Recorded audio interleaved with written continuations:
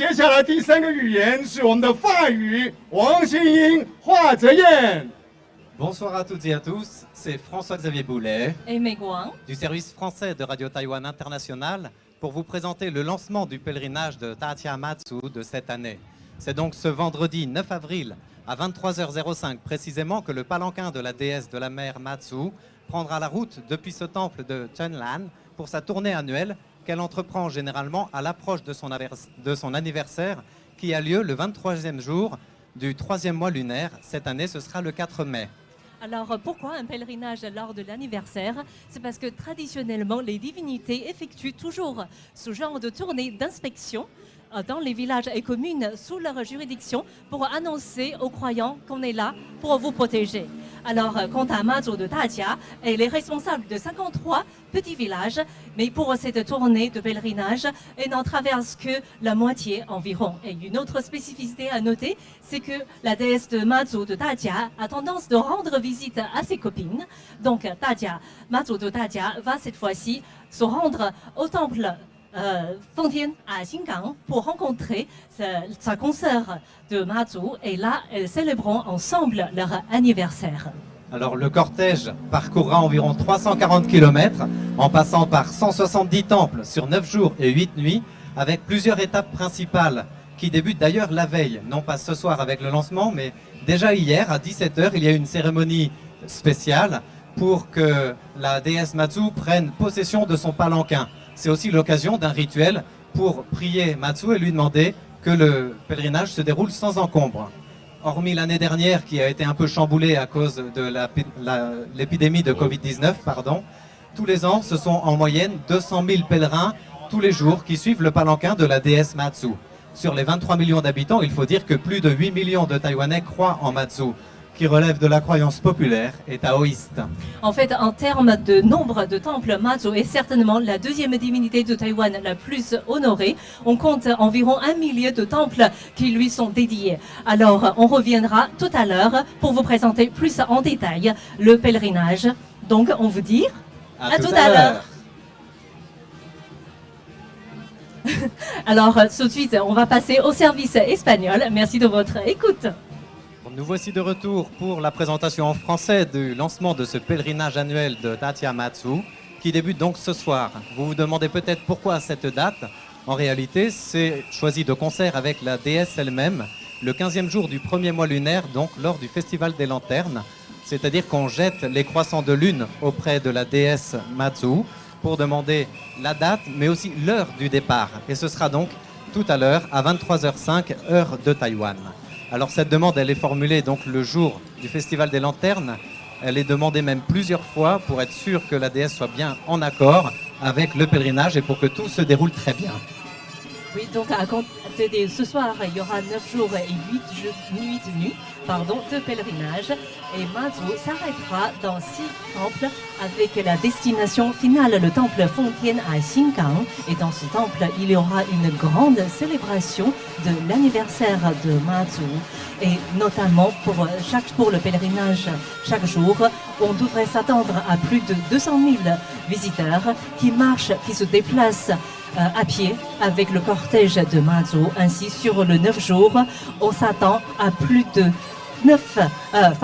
2 millions de pèlerins qui suivra le cortège. Et je dois préciser aussi que le pèlerinage de Matsu de Tatia est en réalité le rassemblement religieux le plus important, le plus grand de Taïwan. Il est d'ailleurs considéré parmi les 3 plus grands selon Discovery Channel, au même titre que Noël au Vatican et aussi le pèlerinage de la Mecque. Alors en ce qui concerne le pèlerinage du temple Chenlan à Tatia, il prend son origine avec l'établissement du temple. On remonte là jusqu'au milieu du XVIIIe siècle environ. Donc c'est un pèlerinage qui est plus que centenaire. À l'origine, il partait des ports de Taichung pour aller de l'autre côté du détroit, à Meichou, dans la province du Fujian, puisque la famille Lin qui s'est installée ici était venue avec des cendres du temple de Meichou pour établir ce fameux temple de Chenlan. Et depuis tous les 12 ans, depuis la dynastie des Qin jusqu'à l'époque japonaise, il y avait un grand pèlerinage, alors c'était pas tous les ans, mais tous les 12 ans, pour aller de l'autre côté du détroit, se rendre donc au temple mère. Alors, tout a changé à l'époque japonaise, donc au début du XXe siècle, puisque le Japon a décidé de couper les échanges maritimes entre Taïwan et la Chine. Ainsi, il n'était plus possible de partir depuis les ports de Taichung pour arriver en Chine pour le pèlerinage. Ainsi, Mazu de Dajia a décidé d'opter pour destination le temple Chaotian à Beigang, et cela pendant des décennies. Alors, pourquoi ce lieu? Le Beigang se trouve à Yulin, donc un peu plus au sud de Taichung. Pourquoi ici? C'est parce qu'il y avait beaucoup d'échanges commerciaux, notamment la vente et l'achat de bétail entre les deux villages. Donc c'était un choix naturel. Mais à la suite d'une sorte de querelle ou de litige entre les deux temples en 1988, déesse de Madhya ne va plus à Beigang, mais plutôt à Xingang. Et maintenant, c'est chaque année, c'est ce pèlerinage qui se déroule. Au début, c'était plutôt 4 jours et c'est étendu à 9 jours aujourd'hui. Alors, nous devons préciser que quand on dit chaque année, en réalité, il y a quand même quelques exceptions à la règle, avec quelques dates importantes à souligner, à commencer par 1923, où le pèlerinage n'a pas pu prendre place à la date qui avait été choisie, mais reporté de 2 mois, puisque Taïwan était touché par l'encéphalite japonaise. Alors, en 1945, à l'époque de la guerre, il y avait des bombardements de l'armée américaine, donc le pèlerinage n'avait pas pu avoir lieu. 2 ans plus tard, c'est le fameux incident du 28 février 1947. Taïwan tombe sous le joug de la loi martiale. Aucun rassemblement ne peut avoir lieu et donc le pèlerinage est suspendu aussi. Et la date à retenir, c'est 1975. Alors, pourquoi? C'est parce que c'était l'année du décès du généralissime Chiang Kai-shek. Alors, étant donné que c'était le décès du président de la République, c'était interdit d'avoir toutes sortes de célébrations dans le pays. Donc, le pèlerinage était avorté. 5 ans plus tard, en 1980, le pèlerinage a bien lieu, mais il y a 2 incidents majeurs qui viennent l'entacher. Le palanquin de la déesse Matsu est complètement kidnappé, c'est-à-dire à deux reprises en plus. C'est-à-dire que des temples l'ont pris pour s'attirer les bonnes grâces de la déesse de la mer. Alors depuis cette date, il y a beaucoup de renforcement de mesures de police, mais aussi des groupes de gangs ou des mafieux aussi. Alors, en 1987, c'était la date importante puisque c'était le 1000e anniversaire de Mazu. Et à cette année-là, le Mazu de Dajia avait organisé un grand pèlerinage, ceci en traversant de nouveau le détroit de Taïwan pour aller jusqu'à Meizhou. Alors les 340 km de ce pèlerinage qui se déroule chaque année à pied sont aujourd'hui classés depuis 2011 en fait par le ministère de la Culture comme une activité folklorique importante de niveau national. Donc c'est un des rituels à protéger. Alors, en 2018, en raison de réduction de pétards, en fait, c'était par souci écologique, on devait réduire pour l'allumer les pétards, alors que tous les villages adoraient allumer le plus de pétards possible pour retenir le cortège de Mazu, pour profiter le plus de moments possible passés à côté de ce cortège. Voilà, donc la déesse Mazu a plus de 1000 ans. Son origine, c'est une personne qui a réellement existé au Xe siècle en Chine, dans la province de Fujian. Il s'agissait d'une chamane du nom de Lin Monyang. Et elle a pris beaucoup d'importance de par son rôle de chamane dans son village. Puis peu à peu, ça s'est propagé en fonction du rôle qu'elle tenait, de la protection de ses concitoyens, entre guillemets. Et du coup, le culte qui lui est voué depuis sa mort ne fait que grandir. Les premiers migrants qui sont arrivés ici n'avaient ni boussole ni appareil de navigation, donc ils amenaient la déesse Mazu qui les protégeait puisqu'ils étaient marins ou pêcheurs. Et arrivée à Taïwan, elle est devenue protectrice un petit peu comme ça de toutes les activités ou presque. Oui, elle est devenue plutôt la protectrice en général dans tous les aspects de la vie des Taïwanais. C'est pour cela, même loin de la mer, dans les montagnes, il est possible de trouver des petits temples de Mazu, parce qu'à l'époque, les Han priaient Mazu pour les protéger contre les aborigènes qui pratiquaient par exemple encore la décapitation.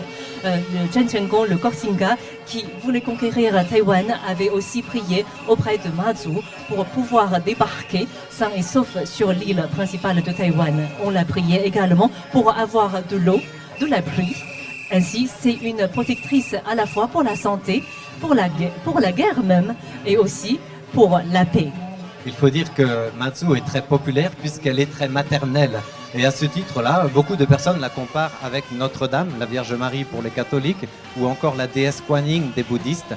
C'est la tendresse, la miséricorde, la maternité. Et du coup, il y a beaucoup de ces enfants qui lui prêtent main forte, des petites mains auprès de la maman. Ils sont plus de 400 à 500 bénévoles ici à venir encadrer ce pèlerinage annuel, cette année encore, pour aider depuis le choix de la date du pèlerinage jusqu'à rendre visite aux temples qui sont fixés sur cet itinéraire pour que tout se déroule bien.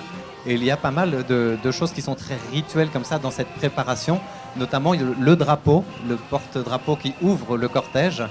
Il est fixé sur la colonne gauche du temple, la colonne du dragon, pour dire que la déesse Matsu est prête à partir. Alors, un grand événement aussi, c'était le grand banquet, puisque le temple Zhenlan organise toujours un banquet 3 jours avant le départ du pèlerinage, et ce, avec tous les bénévoles, tous les temples qui participent à cette procession, et aussi tous les hommes politiques locaux.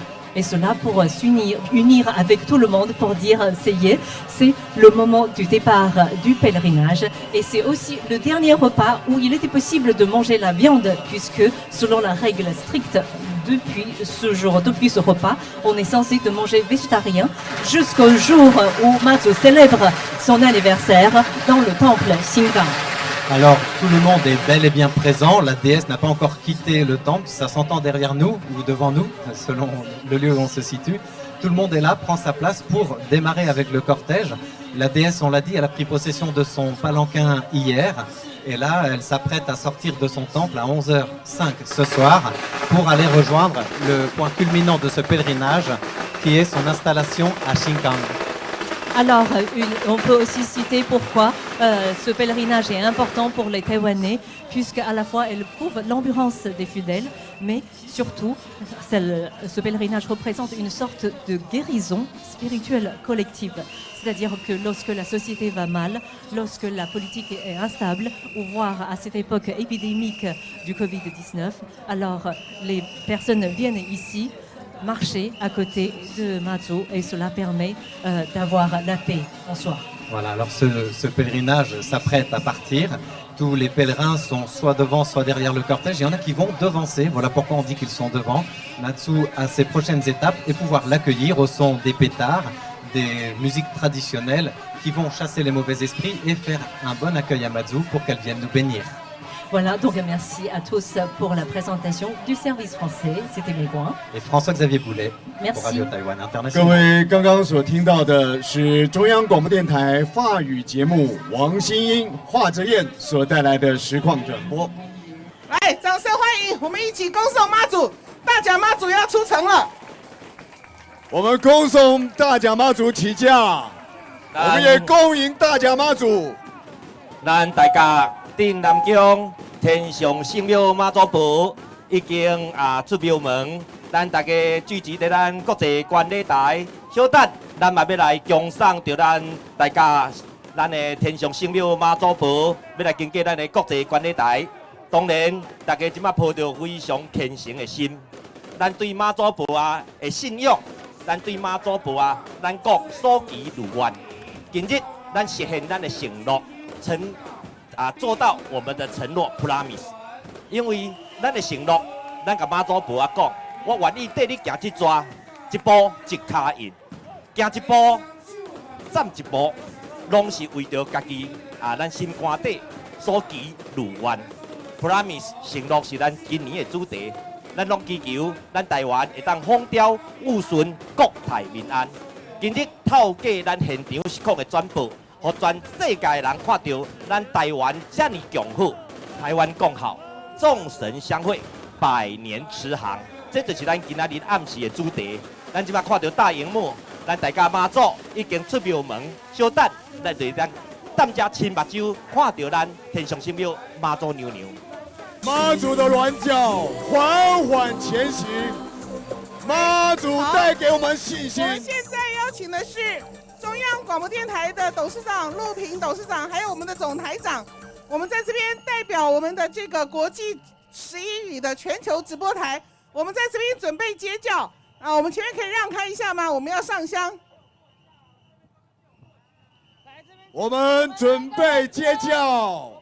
我们准备接教，恭迎恭迎恭迎咱大家顶南宫天上圣庙銮驾，恭迎圣驾，恭迎圣驾，恭迎咱大家顶南宫天上圣庙妈祖婆啊銮驾，要来甲咱国际观礼台前。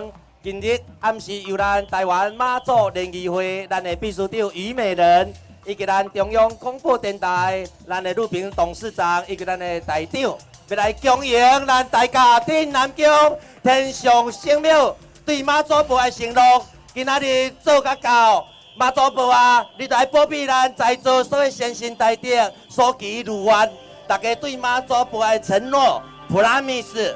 感谢大家顶南宫妈祖婆啊，大慈大悲，贤惠很灵，咱用的热烈的炮啊声，咱用热烈的炮啊声，恭迎大家顶南宫天上圣庙妈祖婆啊，恭迎圣驾，恭迎圣驾，恭迎大家圣庙妈祖婆，恭送恭送。咱们来共送到妈祖婆啊，要来进行9天8暝的绕境，祈求咱台湾平安，咱世界的疫情早日消失。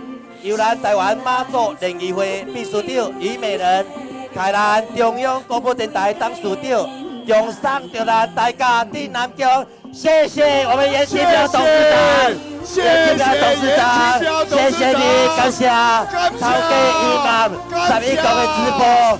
11个的直播，120万人的收看，一步一祝福，恭送恭送恭送，恭送着咱大家顶南宫天上圣庙妈祖婆啊，恭送恭送恭送，一路顺风，大家平安，一路顺风，大家平安。